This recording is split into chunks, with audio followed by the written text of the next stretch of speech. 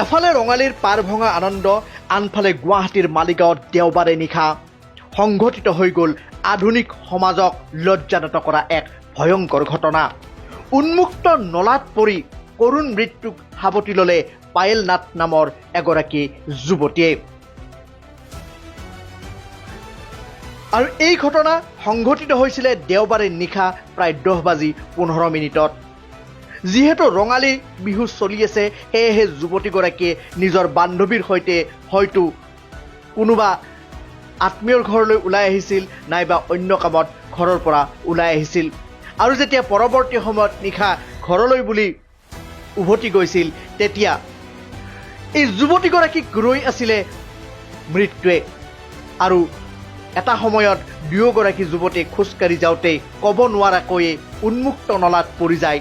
আৰু পৰৱৰ্তী সময়ত এগৰাকী যুৱতীয়ে নিজকে ৰক্ষা কৰিবলৈ সক্ষম হয় যদিও দুৰ্ভগীয়া পায়েল নাথে নিজক মৃত্যুৰ পৰা ৰক্ষা কৰিব নোৱাৰিলে। কৰুণ মৃত্যুক সাৱটি লয় পায়েল নাথ নামৰ যুৱতীগৰাকীয়ে। এগৰাকী প্ৰত্যক্ষদৰ্শীয়ে এই ভয়ংকৰ ঘটনাৰ বিৱৰণ দিলে এনেদৰে। ঘটনাটো মানে মোৰ ইয়াতে দোকান 10:15 মান বাজে, তেতিয়া মই চিঞৰ শুনা পালো, শুনা পাই দৌৰি আহি চাওঁ, মানে দুজন বান্ধৱী খোজকাঢ়ি আহিছিলে। এইটো ফুটপাথেদি যেতিয়া আহে, এই নলা অলপ খোলা আছিলে, তো এজনী সোমাই গ'ল, দুজনী পৰিছিল, এজনী উঠিলে কিবাকে আৰু এজনী সন্ধানহীন হৈ গ'ল। তো এতিয়ালৈকে বিচাৰি আছে, তো কোনো খবৰ নাই। অভিযান চলাই আছে, লগে লগে আহিছে পুলিচ। 10-15 মিনিট আহি গৈছে।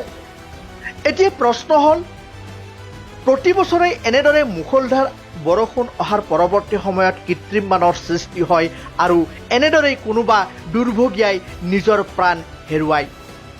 এতিয়া কথা হ'ল, উন্নয়নৰ ফটাৰহল কোবোৱা চৰকাৰ তথা প্ৰশাসনে এই পায়েল নাথ নামৰ যুৱতীগৰাকীক পৰিয়ালক উভতাই দিব পাৰিব নেকি? আৰু যদিহে নোৱাৰে, তেতিয়াহ'লে কি উত্তৰ দিব? কি দায়িত্ব নাই নেকি এইখন চৰকাৰৰ, এই প্ৰশাসনৰ, এই প্ৰশাসনৰ বৰমূৰীয়াসকলৰ?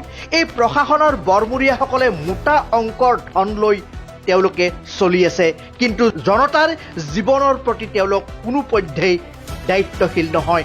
কিয় চৰকাৰখনে বাধ্য কৰিব নোৱাৰে এনেধৰণৰ বিভাগসমূহক, যি বিভাগসমূহৰ দায়িত্বত পৰে এই নলা নৰ্দমাসমূহ?